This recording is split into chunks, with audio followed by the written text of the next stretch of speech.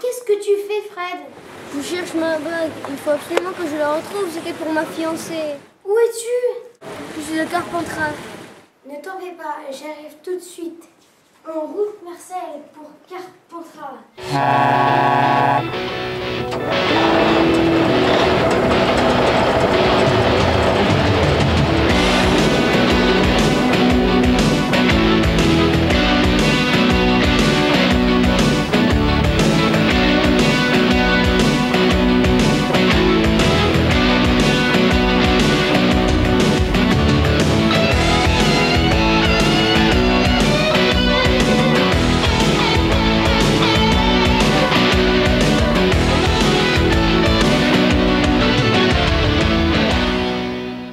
Oh, regarde, j'ai mis une bijouterie. On va voir s'ils peuvent m'aider. C'est vieille façon de parler. Bonjour monsieur. Waouh, comment c'est joli ici. Oui, et puis après, Alors, le diamant, le rubis, le saphir, l'émeraude. mais oui, et ces 4 pierres précieuses ont toutes une particularité différente. L'émeraude est un minéral de couleur verte de la famille des silicates. Il a une dureté de 7. Elles sont très rares. On les extrait des mines. Elles viennent surtout de la Colombie et du Brésil. Ici. Les rubis sont des pierres rouges de la famille des corandons. Elles ont une dureté de 9. On les extrait des mines. Les principales se trouvent en Birmanie et en Thaïlande. Le saphir est lui aussi un corallon, mais de couleur bleue. Il a une dureté de 9 comme le rubis. On les trouve en Australie, en Birmanie, en Thaïlande, en Sri Lanka.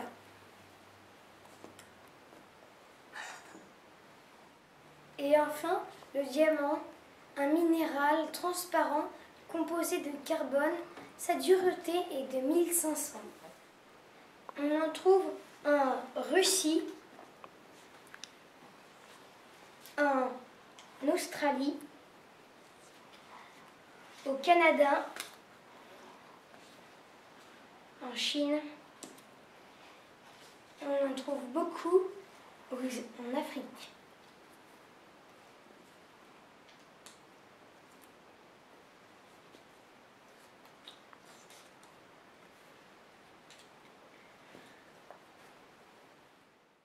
Regarde, j'ai mis ceci est un cristal qui représente la taille idéale d'un diamant.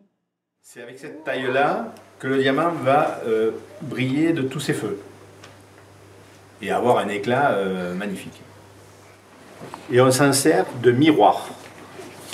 C'est-à-dire que la lumière rentre par-dessus et on essaie de la faire ressortir par-dessus pour qu'elle ait les 1000 feux possibles sur la matière. Pardon. Mais Jamy, comment ça se forme une pierre précieuse? Je vais t'expliquer pour le diamant.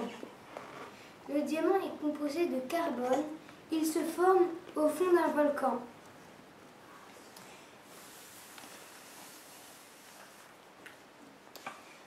À 180 km sous terre, entre 1100 et 1400 degrés Celsius. Les diamants sont retrouvés dans une roche appelée kimberlite. Puis les diamants sont remontés à la surface grâce aux éruptions volcaniques. Ça, c'est un tapis qui est dans la sortie de la carrière pour l'extraction. Il est gras. Il n'y a que le diamant qui va se coller dessus. La roche elle va dégager, il ne reste plus que le diamant. Et ici, il y a un couteau qui frotte. Et les diamants tombent dans un panier. Une table de tri. Ces deux messieurs cherchent les pierres qui se ressemblent le plus en couleur et en forme. Quand les diamants sont extraits des mines, ils sont triés selon leur couleur. Pour être utilisés en bijouterie, ils doivent être blancs exceptionnels plus. Comment reconnaît-on une vraie pierre précieuse? Alors on reconnaît une pierre précieuse par rapport à une imitation par ses qualités optiques, ses qualités d'inclusion, les défauts qui peuvent être un avantage pour reconnaître une vraie pierre. Est-ce qu'on peut fabriquer une pierre précieuse? Oui, dans des laboratoires bien précis, ça coûte très cher pour faire une imitation parfaite. Mais ça se voit toujours. Il y a plein de bijoux dans cette bijouterie. Tu devrais trouver ce qu'il te faut, Fred.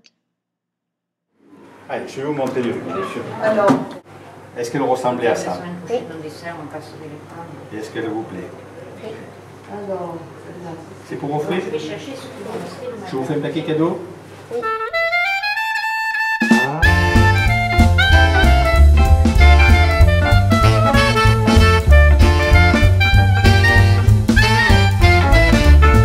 Mais qu'est-ce que c'est?